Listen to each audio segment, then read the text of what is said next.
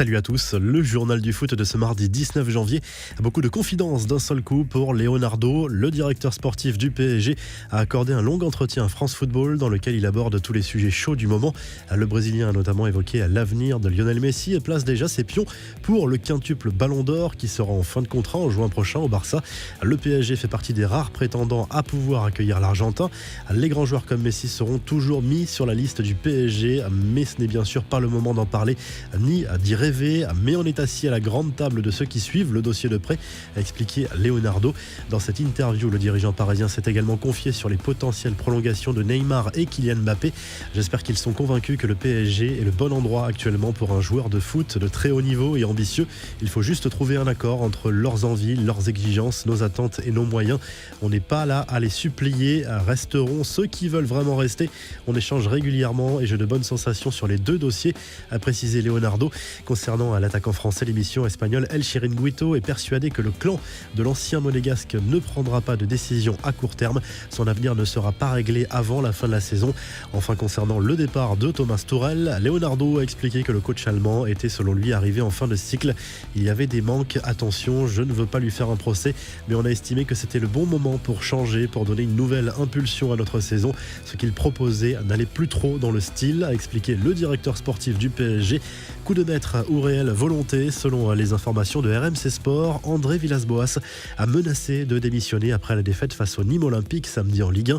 Une menace qui a secoué le vestiaire. Plusieurs cadres sont alors intervenus pour lui demander de rester, promettant de prendre leurs responsabilités. A-t-il prononcé ces mots uniquement pour provoquer une réaction de ses joueurs ou avait-il vraiment en tête de mettre sa menace à exécution ? Impossible de le dire à l'heure actuelle, mais cela aura au moins eu le mérite de provoquer un électrochoc. Concernant son éventuelle prolongation, le coach marseillais a botté en touche en conférence de presse. Ce n'est pas le moment, ce sujet et ces discussions doivent se dérouler quand on est dans une bonne période. Ce n'est pas le cas, a estimé le technicien portugais.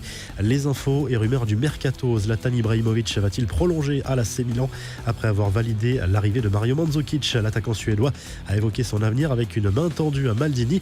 Maintenant, ça dépend de Paolo. Ce retour à Milan m'a beaucoup changé et je suis très heureux, a lâché l'ancien parisien avant d'évoquer l'objectif du titre avec une réponse très zlatanesque. Si je crois au Scudetto, je crois en moi, je crois en Zlatan, a lâché Ibrahimovic.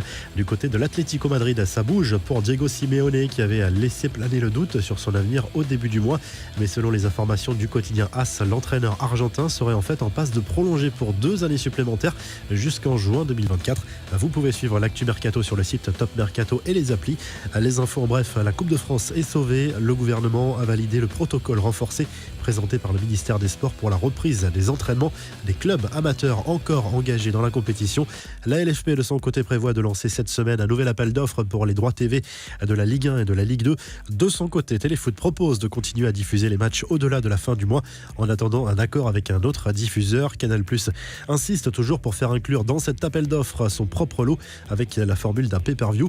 Au moment de l'appel d'offres initial en 2018, la LFP avait fixé un prix de réserve sur les 3 premiers lots. Canal+ juge qu'ils doivent être tous les 3 remis sur le marché en prenant compte de la situation actuelle dégradée.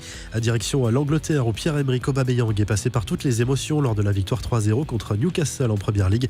L'attaquant gabonais d'Arsenal s'est offert un doublé après un terrible échec en première période.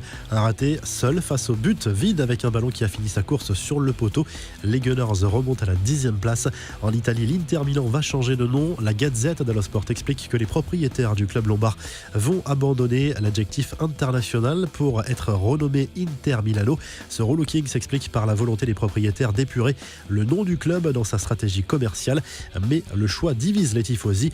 La crise au Torino au 18e de Serie A, le club italien a annoncé le licenciement de Marco Giampaolo qui dirigeait l'équipe depuis l'été dernier. Son remplaçant est déjà trouvé, il s'agit de Davide Nicola. Enfin, la FIFA a validé la suspension de 10 semaines infligée par la fédération anglaise à Kieran Trippier. L'appel interjecté par l'Atlético Madrid a été rejeté.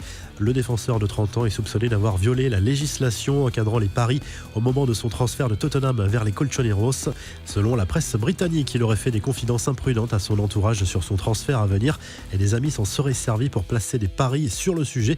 La revue de presse en Espagne, le journal Marca se penche sur l'avenir de David Alaba. L'affaire est bouclée, le joueur du Bayern Munich va rejoindre libre le Real Madrid en fin de saison pour un contrat de 4 ans et un salaire de 11 millions d'euros annuels selon la presse espagnole. Le Mundo Deportivo évoque à nouveau l'avenir de Lionel Messi et la déclaration de Leonardo sur l'international argentin. Le journal catalan y voit une tentative de déstabilisation à moins d'un mois du 8e de finale aller de Ligue des Champions entre les deux équipes.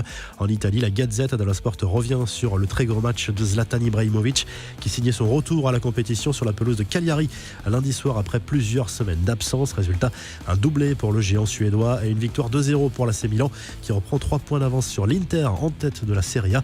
Et si vous avez aimé le journal du foot, n'hésitez pas à vous abonner et à liker la vidéo. Et à très vite pour un nouveau journal du foot.